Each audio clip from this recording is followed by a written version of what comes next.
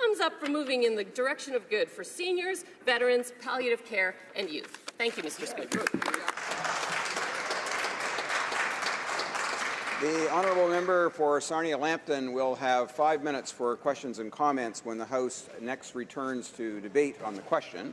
Now we're going to statements by members. Déclaration de député, the honourable member for St. John South, Mount Pearl. Thank you, Mr. Speaker. In keeping with the spirit of the show that I co-hosted for 10 years, I'm going to wing it. I don't have a teleprompter. You'll be my floor director. You'll give me a count, and I'll know to go to commercial break. Canada AM was an institution in this country for 43 years. It brought us all into a national conversation that I know many people in this House enjoyed, that many people in this place enjoyed, and certainly many people who have stopped me in the street in the past week have enjoyed. It came to a very abrupt end last week when many of the hosts, the producers, and the crew were abruptly told they had one more show to do. It will be sorely missed. It brought much of this country together in common cause. I'm very proud of my time there, and if we pushed any agendas, the agendas that we did push in my time there were breaking the barriers and stigma to mental health and talking more about Indigenous politics in this country. To Bev, to Marcy, to Jeff, to the crew, to my producers, to all of you, thank you very much on behalf of me and millions of Canadians that you brought together. And now, over to you, Bev.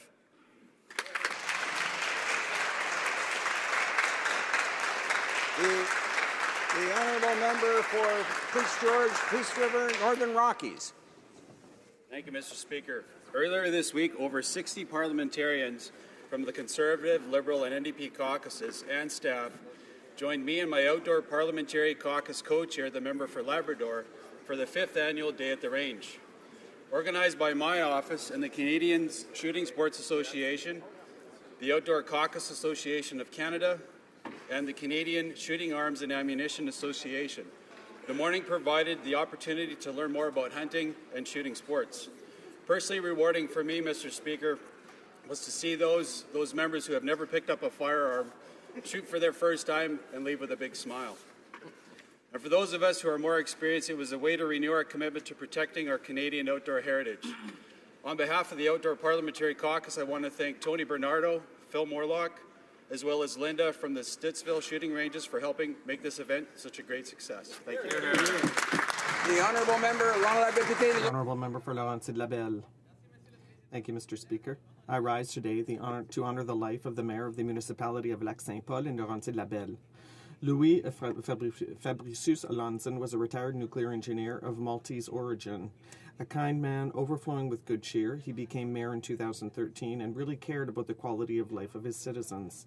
I met him for the first time a few months after that, and we quickly became friends. Recently, I had the joy of having dinner with him and his spouse, Marie-Claire Meillard, in their home. That evening, Louis introduced me to the idea of using turmeric in addition to salt and pepper as flavorings on the table, and he explained how he had designed his own geothermal heating system in the house. He passed away at the age of 79, and he will be missed sorely by everyone. I would also like to express my condolences to the member of for Labrador in this house, because Louis had recently become her father-in-law. Merci, Monsieur le Président. Thank you, Mr. Speaker. Joanna Louvain. Mr. Speaker, last weekend I attended the Canadian Economics Association's annual conference at the University of Ottawa, where we heard from leading professors including Mike Veal and Michael Wolfson.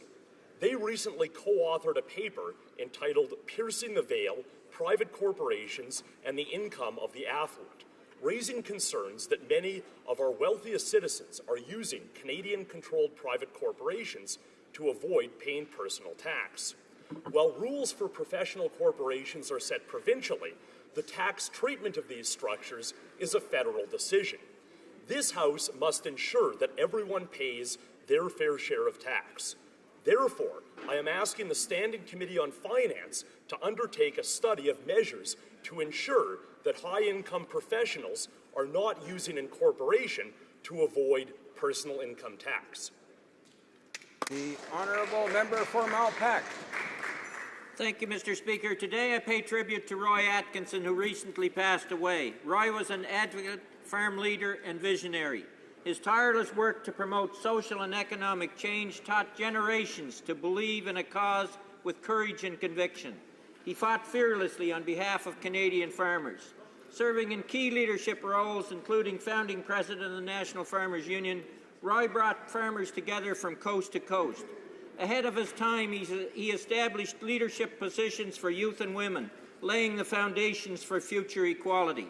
He helped pave the way for Canada's Medicare system, serving as a grassroots general in Saskatchewan's fight for universal Medicare. He served on the Canadian Wheat Board Advisory Co-op Boards and the Economic Council of Canada. Fittingly, Roy was inducted into the Saskatchewan Agriculture Hall of Fame and awarded with Canada's highest honour, the Order of Canada. Farming with his wife Betty for 52 years, he leaves a legacy of activism, commitment, determination and integrity, the best to his children. The honourable member for Sarnia-Lambton. Mr. Speaker, I'm pleased to share with my fellow parliamentarians that since being introduced in the House of Commons on May 30th, my private member's bill C-277, an act providing for the development of a framework on palliative care in Canada, has gained support across the nation. The Canadian Nurses Association and the Canadian Society of Palliative Care Physicians, care centres such as St. Joseph's Hospice in Sarnia and the West Island Palliative Care Residence in Montreal are among several prominent groups to endorse C-277. Given the nonpartisan and important nature of the legislation in question, I once again call upon all members in the House to support C-277 to ensure that we're doing our part to help all Canadians live as well as they can for as long as they can. Thank you. Member for La Prairie.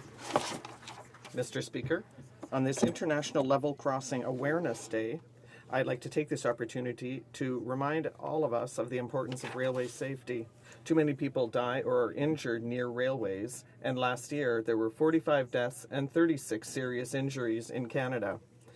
Budget 2016 set aside $143 million to tackle this problem, among other things to fund the Grade Crossing Improvement Program.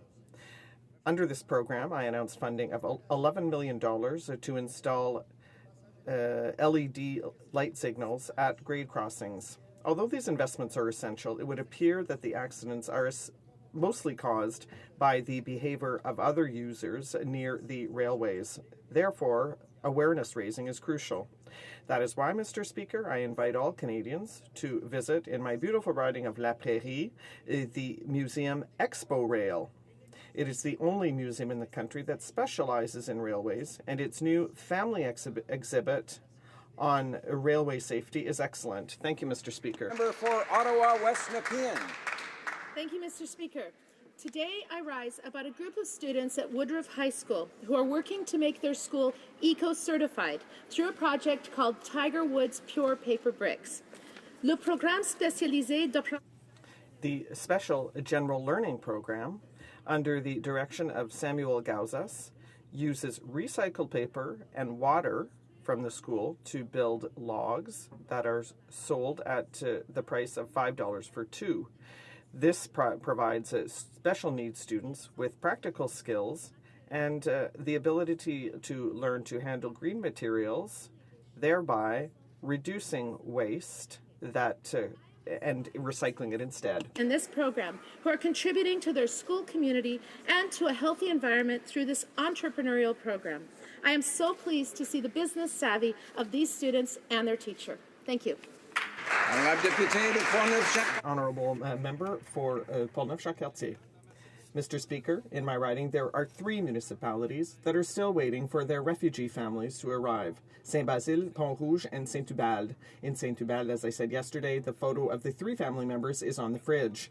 The closet of the little baby who was supposed to be 4 months old when they arrived will have to be completely renewed. On Sunday, I was at the Pont-Rouge Church, and the photo of the members of their refugee family is near the altar.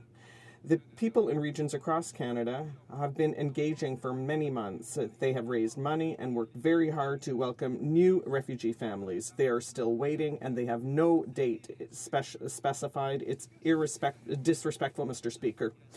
Yesterday, when the Minister of Immigration responded, It's as if he said that it is because of Canadians' generosity that this government is overwhelmed, but that's not a problem.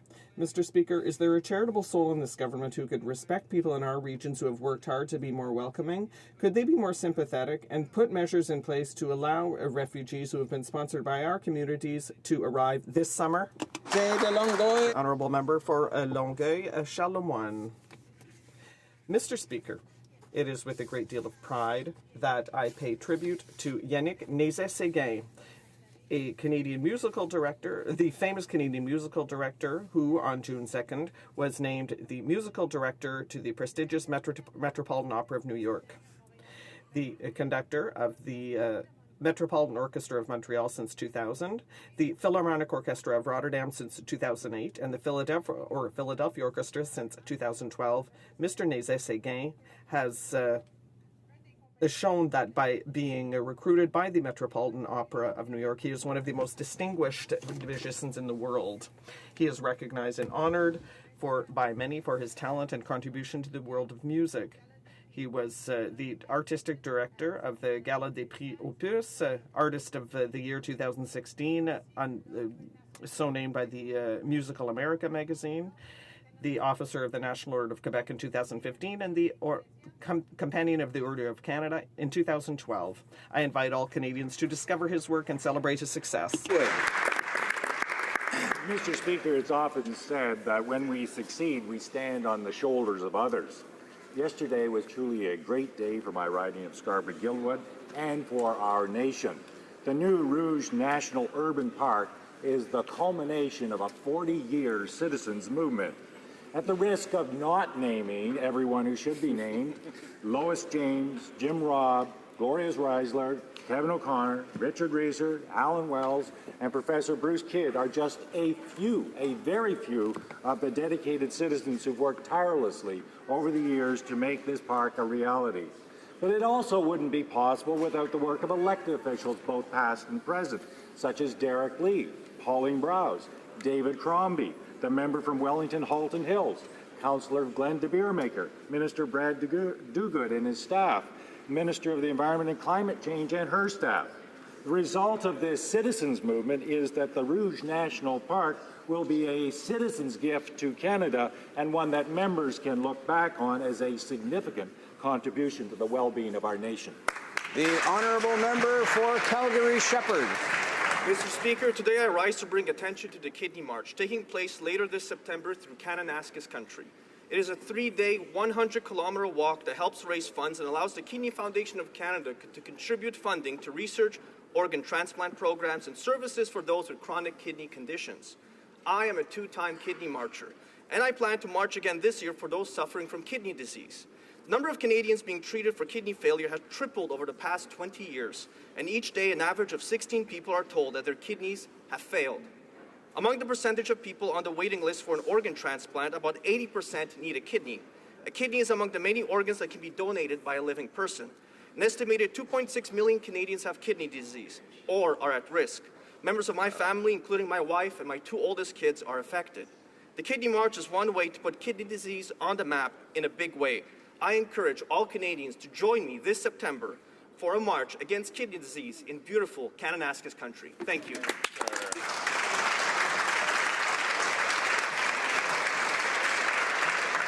The Honourable Member for Nanaimo, Ladysmith. There you go. Congratulations to students graduating this week, and a special shout out to Vancouver Island University grads in my riding of Nanaimo Ladysmith. For many Canadians living in poverty, though, affordable education is increasingly inaccessible. But studies show that compared to a child with no savings at all, a child from a low-income family with as little as $500 saved is 4 times more likely to get an education. Now, the Canada Learning Bond is designed to give such hope, $2,000 worth, yet the take-up's been very low. And so I'm proud that Vancouver Island University has a full-time person dedicated to signing up low-income families and children in care. VIU goes to community centres and helps navigate the paperwork. I challenge my colleagues and universities across the country to follow VIU's lead. Let's help enroll students in the Canada Learning Bond.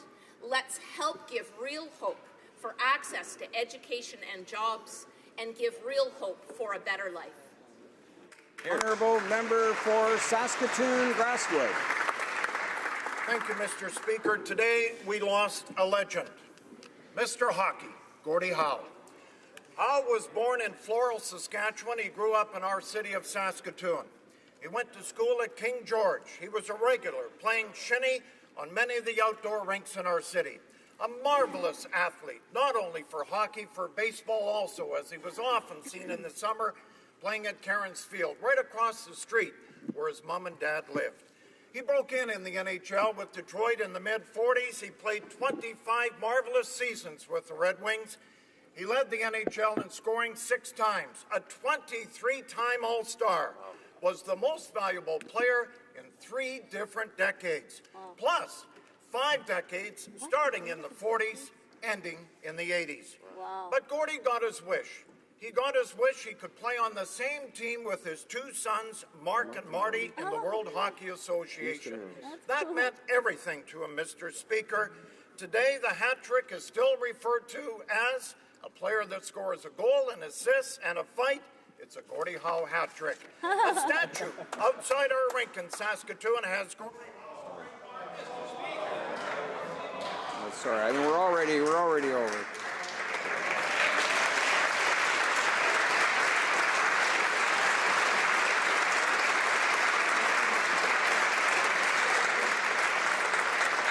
The honourable member for Dartmouth Cole Harbour. Mr. Speaker, sadly I rise to honour also the passing of a true Canadian legend, Mr. HoC, our beloved Gordie Howe. We could stand here for hours talking about his accomplishments and his love for the game. His career spanned over 6 different decades, and he retired as the leading all-time scorer in the NHL. Mr. Elbows played as a lefty and as a righty, and he was always tough. We're talking about a player who, after a fractured skull, returned the next season and scored 86 points. After trying to retire in '71, Gordie was lured back to the game with the opportunity to play with his 2 sons.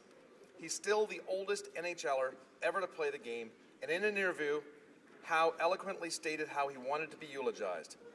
The 3rd period is over. I hope they have a good hockey team in heaven. Mr. Speaker, as long as there is hockey, he will never be gone. Here's to you, Mr. HoC.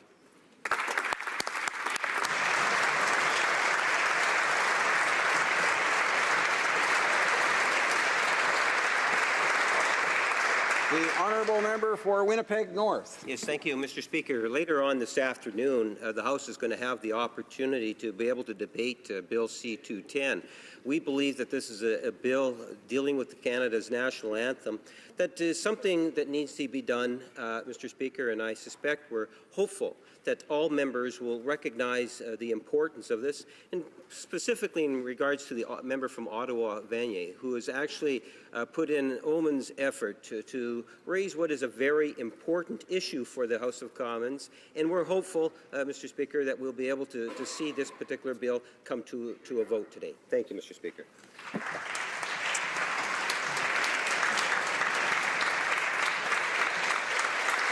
Oral questions. Questions orales. Alors, la députée de Louis. The honourable member for Louis Saint Laurent.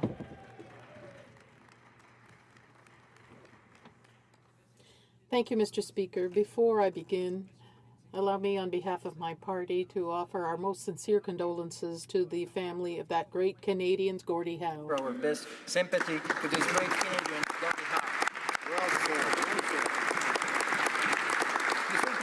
Mr. Speaker, it's a great privilege we have here, all 338 Canadians sitting in the House of Commons. But this privilege comes because we have a mandate from the Canadian people, and that's why we Conservatives absolutely want to make sure that any change in the Elections Act concerning the voting rights of citizens go through a referendum. As the prestigious emeritus person, the Minister of Foreign Affairs, it is inevitable, he said. So will the government finally understand that changes to the voting system requires a referendum?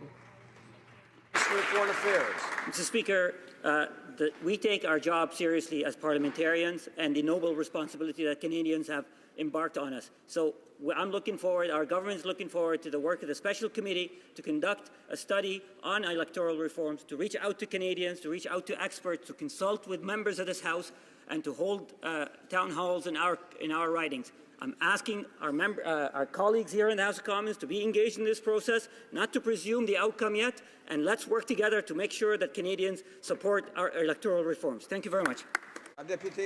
Member for Louis Saint Laurent. The best way to obtain that support is through a referendum, and the Liberal members know that. There is a reality that strikes us. This government has no plan to create jobs, and unfortunately, it has a plan to make employment even more fragile, and that's aeronautics throughout Canada with these fighter jets. We know that the Association for Aerospace said in the Ottawa Citizen that cancelling the fighter jet contract will lead to loss of investment of hundreds of millions of dollars and loss of jobs in high tech. These are high-quality jobs in Montreal. When will the government take this seriously and do the right thing by Canadians? Mr. Speaker, I too want to add my voice to the memorandum with respect to the loss of Gordie Howe. For those of us of a certain age and generation, he brought great joy to all fans except, of course, Maple Leaf fans. But then, of course, that was kind of a universal sentiment. I just wanted to point out to the honourable member that the Government of Canada has not withdrawn from the Joint Strike Fighter program. It continues to make its payments under the Memorandum of Understanding, and those decisions will continue. Honourable Member for Louis Saint Laurent. Yesterday in the House, we had a very important debate about genocide that the world population is being victimized by under the Islamic State. But the Liberal member for Pierrefonds-Dollard stated, and I quote, "We should not rush to judgment." Rush to judgment, Mr. Speaker? 19 young girls getting burned to death, is that rushing? Journalists having their throats slits on YouTube? John Kerry, is he rushing to judgment? When will the Liberals recognize the reality that this is genocide? Yes or no? When will you say so? The Honourable Parliamentary Secretary. Speaker, we strongly condemn the atrocities by the so-called Islamic State. Official recognition of genocide is to be done by a credible judicial process following a proper international investigation. That is why we have called on the UN Secretary Security Council, to investigate this. The UN Secretary General Special Advisor on the Prevention of Genocide agrees with this, and we feel that our UN, UK, US allies have all said this needs a proper formal investigation. Honourable Member for Elgin, Middlesex, London. Mr. Speaker, defence experts agree that the Liberals made a promise that was impossible to keep when it comes to replacing Canada's ageing fighter jets. Not only have the Liberals broken this promise, they are doing so in a way with great costs to taxpayers, as our Air Force will have to run a mixed fleet. Unlike Australia, Canada does not need a stopgap solution. The Defence Minister claims the CF-18 life expansion project will continue. Given that reality, why are the Liberals moving forward the Band-Aid solution to a non-existent problem? Honourable Parliament Secretary, Minister of National Defence. Mr. Speaker, the Government of Canada is committed to getting the best possible equipment at the best possible price for our men and women in uniform. Today, we are risk managing a gap between our NORAD commitments and our NATO commitments, in part because we inherited a bit of a mess from the previous government. No decision has been made on the replacement of the CF-18s. All commentary to the contrary is merely rumor speculation. Honourable Member for Elgin, Middlesex, London. Mr. Speaker, given the investments in the CF-18 life extension program made by the previous government, defence experts agree that there is no immediate need to run a mixed fighter jet fleet in the interim. Retired General George Petroglykas of the Conference of Defence Association Institute said he doesn't see the value of the interim purchase. He asks, why not just go straight to the competition right now? It's a good question. Why is the government putting politics ahead of our armed forces? Why not go to the competition right now? Yes. The Parliament Secretary to the Minister of National Defence.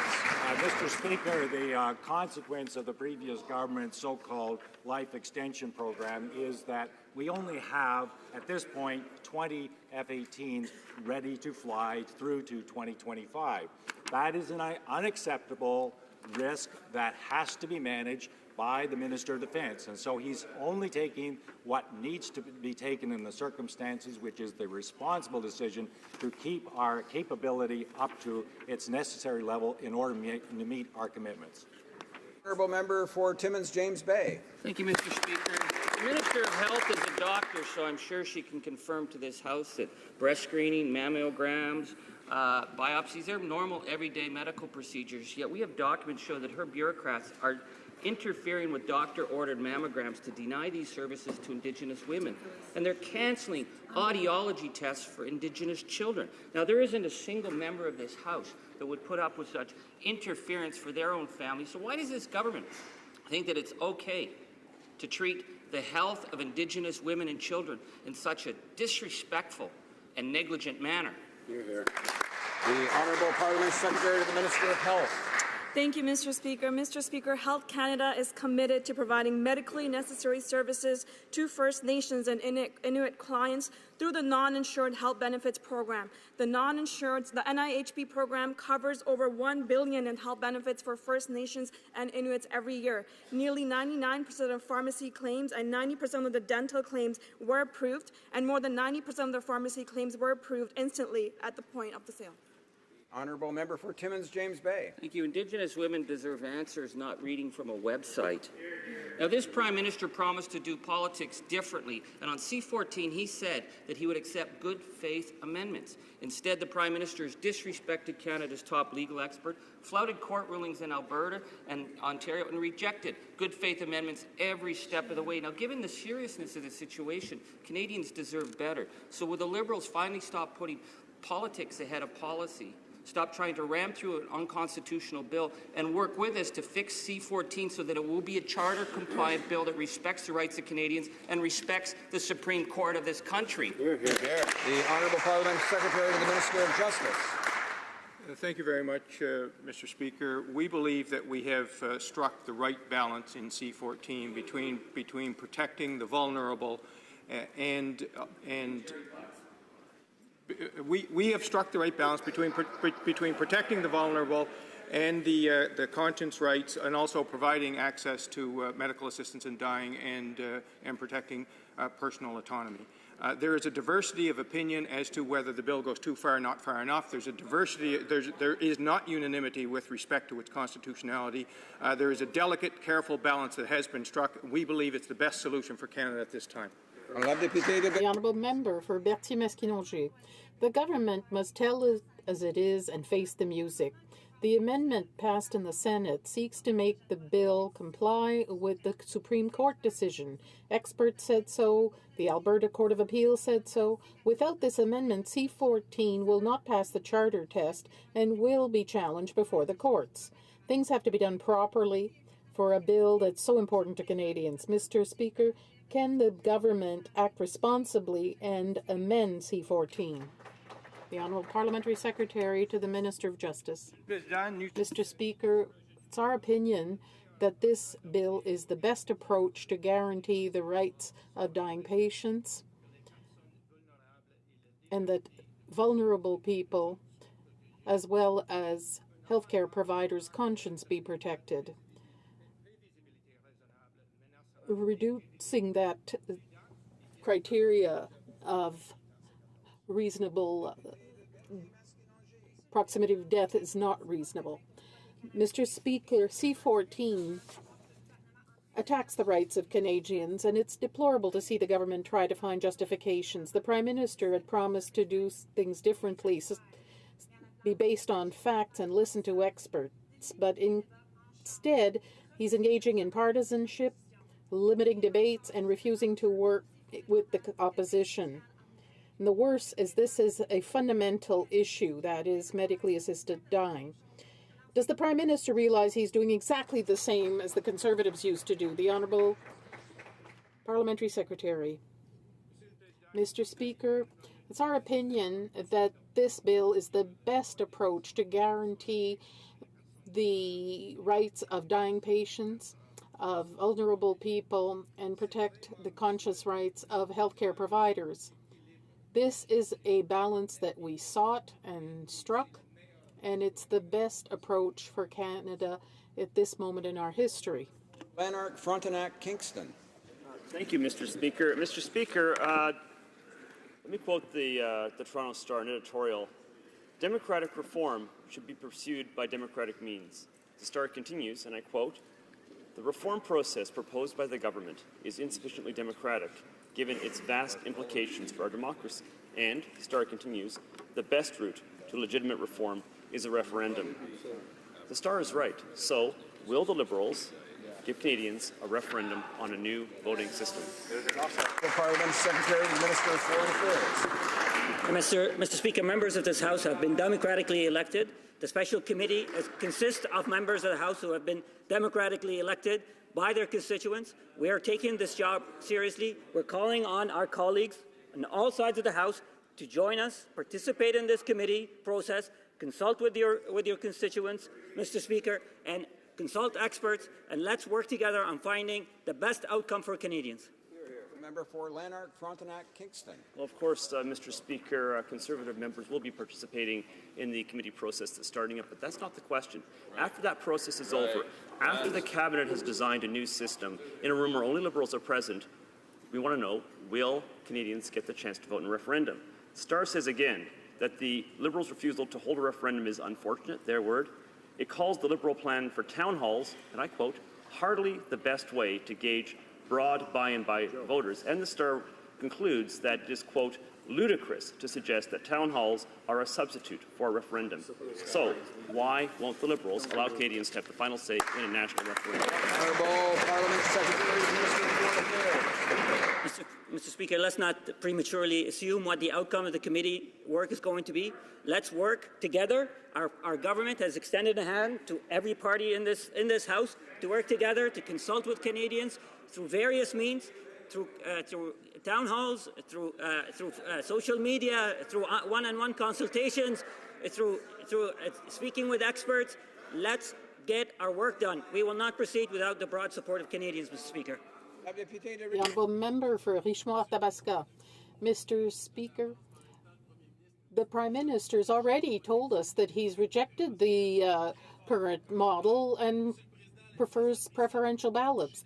The Prime Minister took 7 months to come up with a committee without consulting the opposition. 1 month later, with the NDP's complicity, it's changed the whole structure of the committee. And the Minister is trying to have us believe that in 5 months, during summer vacations, over barbecues and pools, we can meet with the entire Canadian population. Mr. Speaker, will the Minister set aside her ego and listen to all the experts and analysts and the public and allow the public to express itself through a referendum? The Honourable Parliamentary Secretary.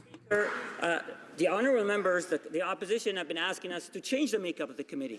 We listened to their concerns. We extended a hand. We changed the structure of the committee. We're asking for all members of this House to work together with us on making sure that we come up with the best reforms for our electoral systems. We will not proceed until we consult with Canadians, until we consult with experts, until we have the broad support of Canadians. The honourable member for Richemont-Tabasca. Mr. Speaker, the opposition was not consulted. It was done behind closed doors with the NDP. They never consulted this side. Mr. Speaker, the minister is simply repeating that 60% of the population asked for a change to the voting system. I don't know what math course she took, but let me give her the right figures. 39.5 voted for the Liberals. Nobody can have me believe that out of that 39.5%, they voted for those 219 resolutions, including that one on voting systems. When will the minister listen to all the journalists, political scientists, analysts who are questioning the way the government is doing this? The Honourable Parliamentary Secretary. Mr. Speaker, the Liberal Party was not the only party who ran on electoral reforms, so perhaps the honourable member can redo his math. Let me Let me stress what I just said earlier, Mr. Speaker. We're looking forward to the special committee's work. We will be consulting with experts. We will be consulting with Canadians. We will be consulting with members of this House, and we will not proceed until we have the broad support of Canadians. The honourable member for Lakeland. Well, Mr. Speaker, the Liberals just love their committees. The point is, Canadians don't buy the minister's claims that a bunch of politicians on a committee should change how Canadians vote for their elected representatives. It's obvious that for their own political interests, the Liberals want to rig changes to the fundamental way our democratic system works. It's obvious. But Canadians demand a referendum. Why won't the Liberals give Canadians a direct say and hold a referendum? The honourable Parliament Secretary to the Minister of Foreign Affairs. Mr. Speaker, the honourable member said she doesn't trust politicians. I wonder if she put that in as a slogan in her last campaign when you're asking for her constituents to vote for her as a politician. We take our responsibility as a solemn and serious responsibility. Canadians elected us to do some serious work. We call on all members of this House to join us on committee, to work with us on making sure we come up with the best electoral reforms for our system. We will not proceed until we have the support of Canadians.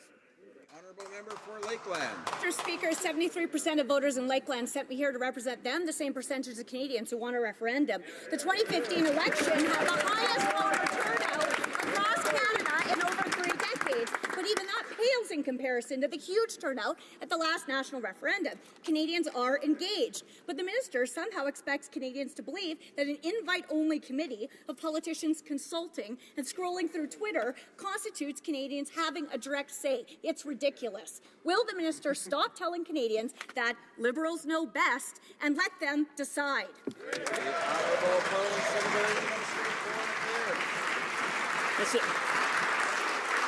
Mr. Speaker, I'm glad her constituents trust her to do the serious work on their behalf. That's what we think Canadians sent us here to do. We are working together. We're extending a hand to opposition members to work together with them on striking a study and consulting with experts, consulting with Canadians, and let's work together, Mr. Speaker, on finding the best outcome for Canadians. Again, let me repeat, we will not proceed without the broad support of Canadians. The honourable member for Courtenay Alberni. Mr. Speaker, for thousands of years, salmon has been the foundation and main food source for the Nuu-Chah-Nulth First Nations. Over the last 10 years, their basic rights to catch and sell fish in their traditional territory have been upheld by the BC Supreme Court and the Supreme Court of Canada. Yet, after promising not to fight First Nations in court, Liberals are refusing to honour their rights. What is the legal basis for the federal government continuing opposition to the rights of the Nuu-Chah-Nulth people? Honourable Parliament Secretary to the Minister of Indigenous Affairs. Thank you, Mr. Speaker, and we certainly acknowledge the case that has been presented here. We certainly recognize the rights of Indigenous people across the country. We are a government that is leading the way in full consultation and working together with Indigenous people, and we're going to continue to do that, Mr. Speaker. The honourable member for Rimouski, Nejet, Témiscouata-les-Basques. Stocks in Newfoundland and Labrador are floundering.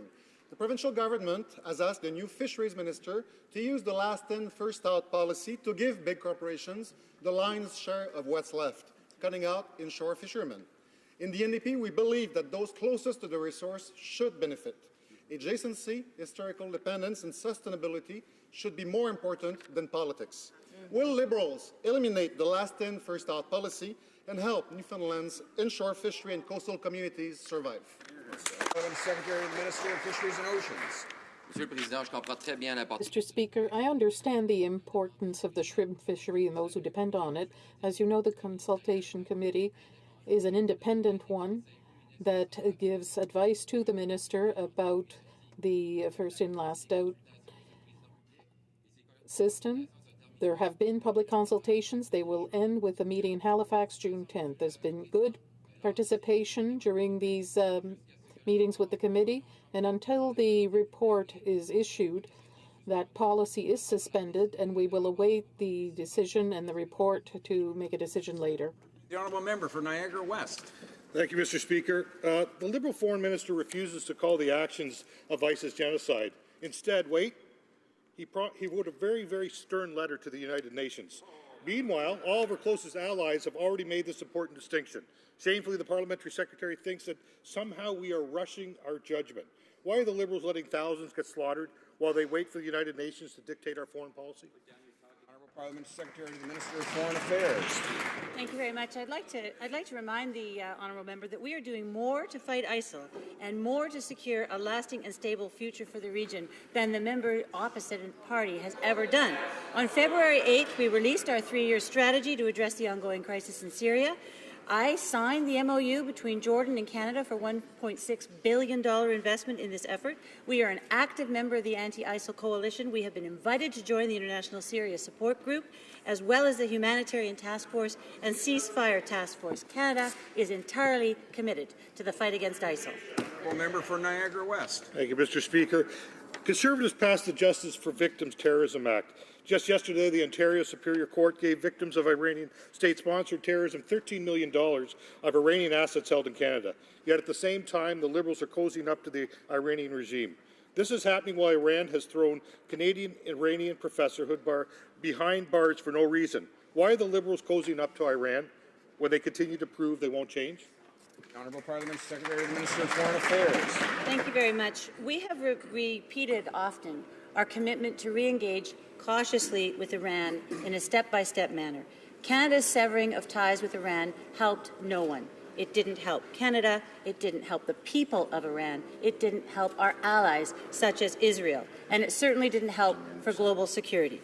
It was fortunate in the end of the 1970s, when we faced that terrible hostage situation in Tehran, that Canada had an embassy there. May we learn from the past. Thank you. Honourable member for Lévis-Lotbinière. Mr. Speaker, once again, we're witnessing this Liberal government being amateurs. Canada can't be governed with selfies, and even less with a lack of understanding of diplomatic issues. Why does this government refuse to admit that the massacres perpetrated by Daesh against Christian, Yazidi, and Shiite minorities has a name: genocide? Honourable Parliamentary Secretary. Very much. Once again, we strongly condemn the atrocities committed by the so-called Islamic State. Official recognition of genocide is a serious matter. There is no one in this House that takes that term loosely whatsoever. We are being proactive, working as responsible, reliable partners in the international community to work with the UN Security Council to ensure that the atrocities committed by the Islamic State are held to account.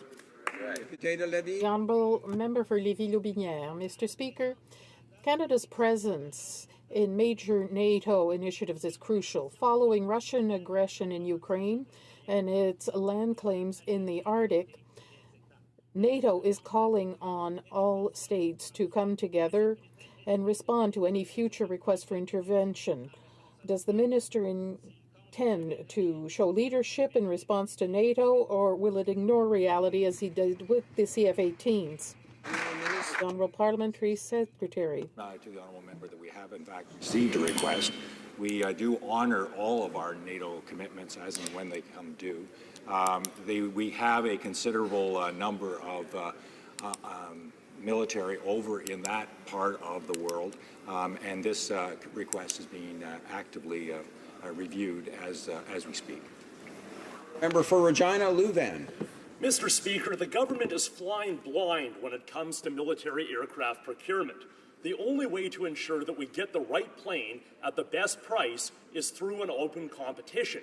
The Liberals promised that in the election, but now seem set to buy Super Hornets through a sole source deal.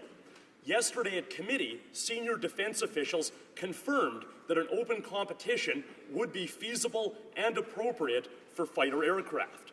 Why hasn't the government started a transparent process to replace the CF-18s? Parliamentary Secretary to the Minister of National Defence.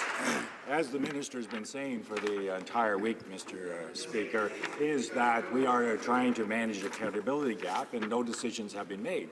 Therefore, the question is based upon gossip and rumor and where else the Honourable Member gets his source of information. So, Mr. Speaker, at this point, no decision has been taken. Honourable Member for Nanaimo, Ladysmith. 12 years after the Task Force on Pay Equity tabled its final report, Canadian women are still waiting for action. Witnesses who testified to this year's Special Committee on Pay Equity could not have been more clear. Justice delayed is justice denied. Women cannot and should not wait any longer. And this is a matter of justice, equality, and good economic policy. Will the minister commit to tabling proactive pay equity legislation in this House before the end of 2016? The Honourable Minister for the Status of Women. Thank you, Mr. Speaker. Our government believes in gender equality and in eliminating the gender wage gap, and pay equity is one part of that solution. We're committed to supporting women's full participation in the economic, social, and democratic life of our country. It's simply unacceptable that Canada ranks 80th in the world for gender equality, wage equality by the World Economic Forum. We thank the committee for its tremendously important work, and we're going to review the recommendations very, very carefully. I look forward to working with my colleague on this important issue to ensure that women reach equality. Thank you. The Honourable Member for Don Valley West. Thank you, Mr. Speaker. Toronto has recently seen a troubling increase in violent crime, and residents, including my constituents, are concerned about the impact of gang violence on their communities. Mayor John Tory has asked the federal and provincial governments for help to end this violence. I'm aware he has spoken recently to the Minister of Public Safety to discuss how all levels of government can work together to address it. Would the Minister please tell the House what he is doing to address the Mayor's concerns? Minister for Public Safety. Mr. Speaker, I thank the member for Don Valley West and our entire GTA caucus for the hard work they're doing to enhance the safety of their communities. Yesterday, I did have the opportunity to have a constructive conversation with Mayor Tory about gang violence and how all levels of government can transcend jurisdictional issues and work together in innovative ways. In addition to enforcement measures and border controls, this government is investing heavily upstream in stronger, healthier communities, more summer jobs, access to education, housing, transit, social infrastructure. This means more opportunity for young people in Toronto and across Canada. Honourable Member for Kamloops, Thompson, Caribou. Mr. Speaker, let's review the Liberals' actual record for Indigenous people. In spite of a ruling from the Human Rights Tribunal, they have put children in jeopardy by not implementing Jordan's Principle. 3 months and friendship centres are still waiting for operating funds, and apparently no interest in resolving long-standing land claims. Now we hear the Northern Manitoba Dene, who are almost at the finish line, are now back at the starting point.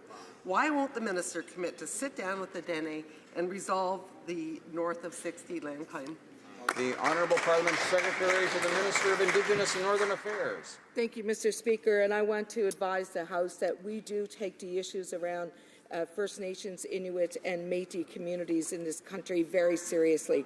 We have made historic investments to right the wrongs and the treatment of Indigenous people in this country. We're going to continue to do so. We know that many children and family services on reserve must be overhauled, and we're working to do that. We know there needs to be more work done around the urban Aboriginal planning with friendship centres, and we're doing that. We know that there needs to be more infrastructure investments in these communities, and yes, we're doing that.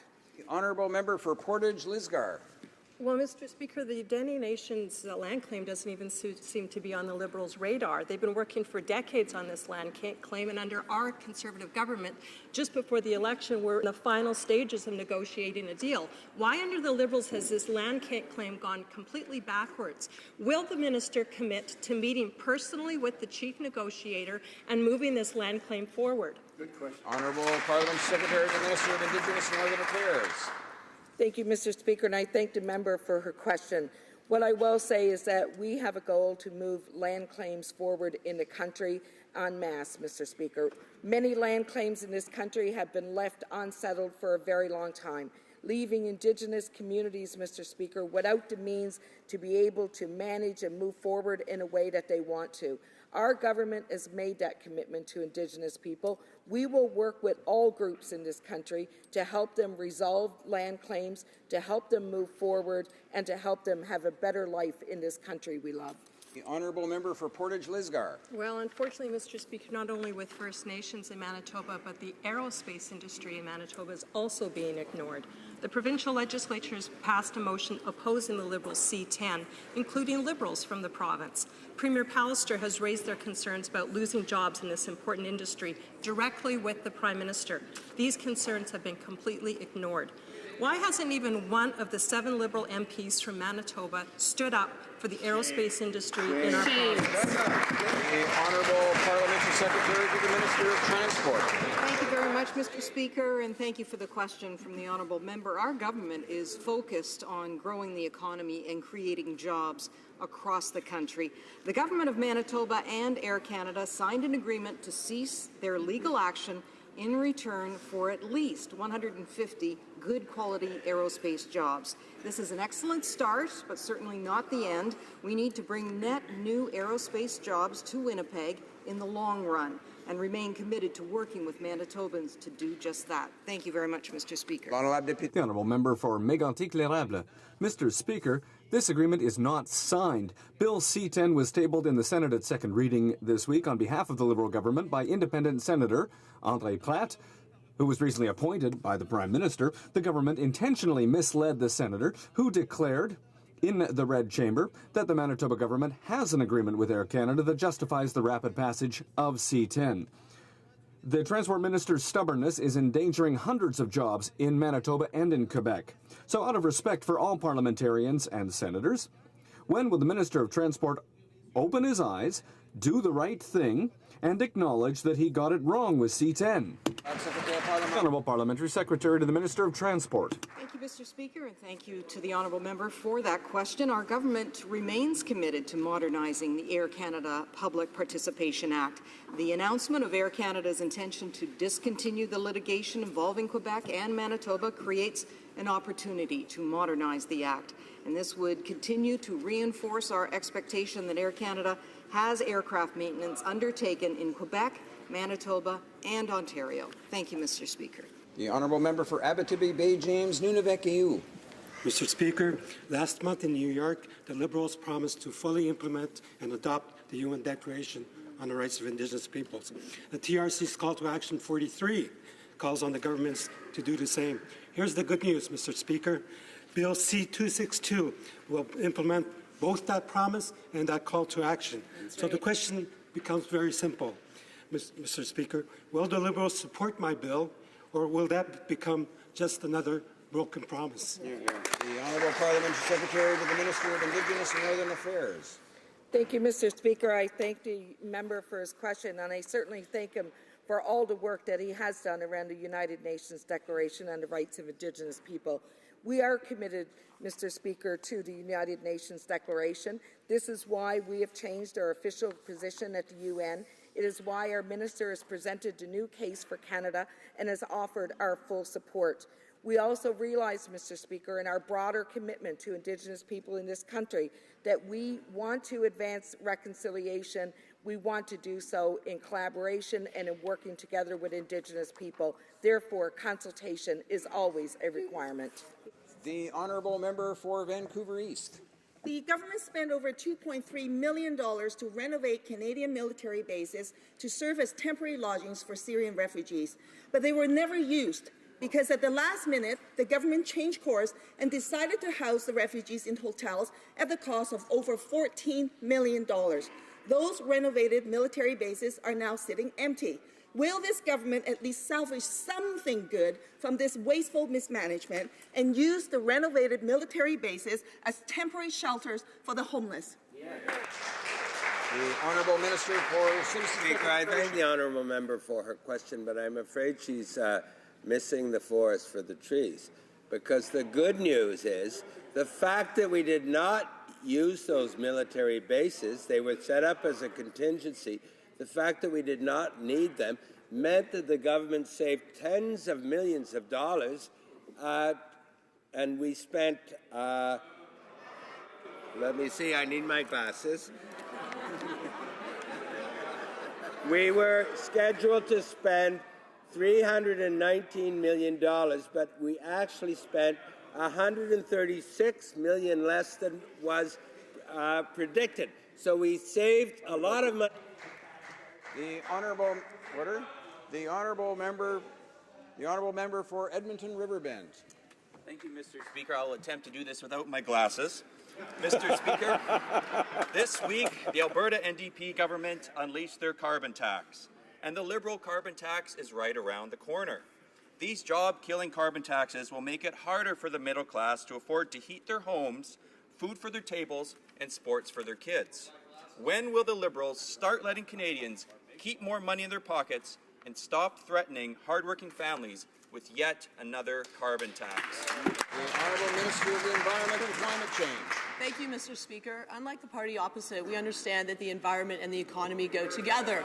I was very pleased to be in Paris at the Climate Change Conference with opposition members, with Indigenous leaders, with business, with youth, with NGOs working together. We understand that putting a price on carbon is pricing pollution. It makes great economic sense. It was endorsed by the Mining Association of Canada as the most efficient way to reduce emissions and foster innovation. We are going to take steps to tackle climate change for the future of our country and for the next generation. Member for Prince George, Peace River, Northern Rockies. Thank you, Mr. Speaker. It's no secret that the Liberals are already spending their way well into a huge deficit. At the same time, many Canadian families that rely on natural resource jobs struggle to make ends meet. Most in my riding are patiently waiting for a positive decision by the Liberals on Pacific Northwest LNG, a decision that would address the growing Liberal deficit by providing billions in revenue. Why do the Liberals continue to delay a project that will be good for jobs, good for the environment, and good for our economy? The Honourable Minister of the Environment and Climate Change. Thank you, Mr. Speaker. I'd like to thank the member opposite for the question. We believe that we need to make decisions based on science, evidence, and facts. That's what we're doing in this case. The proponent brought significant new information that raises concerns, including about the impact on salmon. We are working with the proponent to see if we can resolve these issues. We are hopeful we can. We believe the environment and the economy go together, but we're not going to step down on science. The Honourable Member for Grand Prairie, Mackenzie. Well, thank you, Mr. Speaker. Honeybee health is essential to a strong agricultural sector in Canada. The National Bee Diagnostic Centre in Beaver Lodge has done great work to providing bee diagnostics and promoting bee health. Since the founding of this important institution, the demand for the services for beekeepers across the country has grown exponentially, and they have nearly outgrown their current facilities. Will the Minister commit today to work with the National Bee Diagnostic Centre to ensure that they can expand and continue their important work and research on bee health? The Honourable Parliament Secretary to the Minister of Agriculture. Mr. Speaker, I'd like to thank my colleague for his question. Bee health is essential to the success of many agricultural sectors. Agriculture and Agri-Food Canada is working closely with industry and its provincial partners for research into bee health and the long-term viability of bees. The department has also funded a number of projects to improve the competitiveness of the bee industry. I'm very happy to cooperate with these partners to find ways to improve bee health. Thank you, Mr. Speaker. The Honourable Member for Ville-Marie-le-Sud-Ouest, Île-des-Sœurs. Mr. Speaker, the government announced Monday a major investment in a national sanctuary in Montreal, the work of Frère André Saint-Joseph. This contribution comes from residual funding from the Building Canada Fund. Can the Minister give us an update on infrastructure investments in Quebec? The Honourable Parliamentary Secretary. What a great question from my colleague from Ville-Marie, Mr. Speaker, and I'm very happy to tell him that investments in Quebec are going well, even very well. In the last month, we announced $55 million in Quebec, and this morning, Mr. Speaker, the Minister of Heritage, the Minister of Families are in Quebec City to announce $10 million for the Théâtre du Diamant. It's a major project, and it doesn't end there, Mr. Speaker. We're going to continue to work with the Government of Quebec to strengthen our cities, our communities, and we're going to do it together. Honourable Member for Peace River, Mr. Speaker, Conservatives took action in combating modern-day slavery. We introduced minimum sentences for child traffickers, provided funding for survivors of human trafficking, trained law enforcement, and most importantly, launched a national action plan to combat human trafficking in 2012. But there's no mention of human trafficking in the Liberal platform, in the throne speech, in the mandate letters, or in Budget 2016. Mr. Speaker, human traffickers have a plan. Do the Liberals have a plan to end human trafficking? The Honourable Parliament Secretary to the Minister of Justice. Thank you very much, Mr. Speaker, and I'd like to thank my colleague for that question. Yes, indeed, the problem of human trafficking is a scourge on our society. This is part and parcel of the comprehensive criminal code review that we are undergoing to ensure that the tools that we have in the criminal justice system are adequate and are efficient in addressing this very serious problem. Thank you, Mr. Speaker. The honourable member for St. John Rothsay. Mr. Speaker, chemicals are an integral part of everyday life, essential to our economy, our communities, and our homes. While chemical substances provide benefits, they may also have harmful effects on human health, the environment, if not properly managed. Can the Minister of Environment and Climate Change update this House on Canada's chemicals management plan? Thank you. The Honourable Minister of the Environment and Climate Change. Thank you to my colleague, the member for St. John Rothsay, for his excellent question on this issue. The Chemical Management Plan is Canada's comprehensive and integrated strategy for identifying and taking action on potentially harmful substances.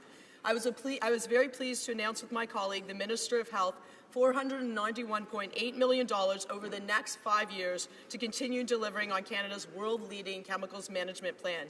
These funds will be used to complete the next phase of this essential program, which helps reduce the risk posed by chemicals to Canadians and the environment. We owe it to future generations. Honourable member for Moose Jaw, Lake Centre, Lanigan. In March 2011, Sean Whitman was serving in Afghanistan when an explosion blew him from a rooftop, damaging his back. Since then, he's tried everything from physiotherapy to acupuncture to painkillers, but the pain still persists and his condition has worsened. He has dealt with Veterans Canada now for months, trying to get his pension readjusted, but to no avail. And, Mr. Speaker, I brought this case to the attention of the Minister on numerous occasions, but still no action has been taken. Mr. Speaker, why is this Minister turning his back on veterans like Sean Whitman? Honourable Minister of Veterans Affairs. I'd like to thank the member for his question. It's often difficult to hear about a veteran who believes they're not getting the services they need. What we have done is when a veteran believes his claim has been incorrectly assessed, we have set up an independent review process, the Veterans Review and Appeal Board. This has 2 levels of appeal, and we provide the member with a lawyer and to properly go through that. The honourable member for Joliette. Mr. Speaker, according to the Prime Minister, Canada is not a banana republic. Well, we'll see. Take diafiltered milk as an example. A U.S. Commerce Department spokesperson has said, quote, "We have clearly told the Canadian government that we expect that they will do nothing to interrupt current dairy product imports." Funnily enough, that's exactly what the government's doing. Nothing at all. They're letting the issue drag on just to keep the Americans happy, and yet the fix is very simple. So what's the real name of your country, Canada or Santa Banana? The Honourable Parliamentary Secretary to the Minister of Agriculture. Mr. Speaker, I'd like to thank my colleague. This government is the government that put supply management in place, and this government will continue to defend it. As we promised in recent weeks, we have listened and consulted with all of the industry to develop a long-term strategy. Mr. Speaker, thank you. The Honourable Member for Pierre Boucher, Les Patriotes, Verchères. Mr. Speaker, in Quebec's National Assembly, contradictions are piling up concerning possible anomalies in the sale of Rona. In April, I asked the Minister of Economic Development to put this sale on hold until we shed some light on all of this. And yet, the minister rushed to give his approval just a few hours after the Competition Bureau. In order to unmuzzle scientists, the Prime Minister has promised that all of their studies will be made public. Will this government commit to making public the studies that led it to conclude that the sale of Rona is of net benefit to the country? Honourable Parliamentary Secretary to the Minister of Innovation and Science. Thank you very much, Mr. Speaker. And I'd like to say that foreign investments are a very important economic driver for Canada, for economic growth and for developing our national Canadian economy. And that is why the minister approved the request from Lowe's concerning the acquisition of Rona. Lowe's has taken clear commitments to Canada. These are legal obligations, Mr. Speaker, legal obligations including keeping headquarters for Canadian operations in Boucherville, maintaining an important role of Canadians in the company's upper management, and maintaining a high level of jobs in Canadian businesses, Mr. Speaker. This is a good transaction. The Honourable Member for Repentigny. Mr. Speaker, the government has launched consultations to redefine Canada's international aid to better help those most vulnerable, and that's very good. But if we really want to help those who are most vulnerable, we can't be part of the problem. Canadian mining companies often act barbarically in other countries. On May 6, 2009, this House voted in favor of a Liberal motion that called for the creation of an independent ombudsman position to study the actions of mining companies in developing countries. When will the government create this ombudsman position? When will that be a priority? The Honourable Parliamentary Secretary. Thank you, Mr. Speaker. And I'd like to thank my honourable colleague for her question. This is a very important question, because this is a very important issue for us. The minister is undertaking consultations with her colleagues in other countries, particularly our colleagues in Peru, Chile, and Mexico, to talk in a positive way about Canadian mining companies. And we have met with the Corporate Social Responsibility Commissioner to see how we can strengthen that role. Thank you, Mr. Speaker. That concludes question period for today. I have the honor to inform the House that a message has been received from the Senate informing this House that the Senate has passed the following bill, to which the concurrence of this House is desired. Bill S-1001, an act to authorize La Capitale Financial Security Insurance Company to apply to be continued as a body corporate under the laws of the province of Quebec. Ce projet de loi est réputé le... This bill is deemed to have been read a first time, and second reading is fixed for the next sitting of the House. Tabling of documents. Dépôt de documents. The Honourable Parliamentary Secretary to the Government House Leader. Thank you, Mr. Speaker. Pursuant to Standing Order 36, Bracket 8, I have the honour to table in both official languages the government's response to 13 petitions, Mr. Speaker.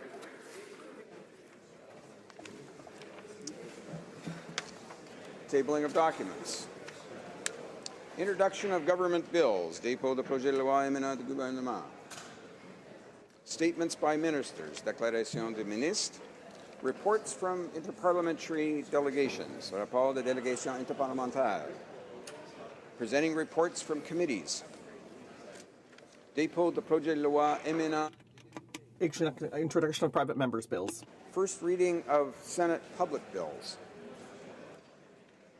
Motions. Motion. Presenting petitions. Présentation de pétitions. The Honourable Member for Oakville North Burlington. Mr. Speaker, I'm pleased to present this petition from Fairvote Canada. The petition calls upon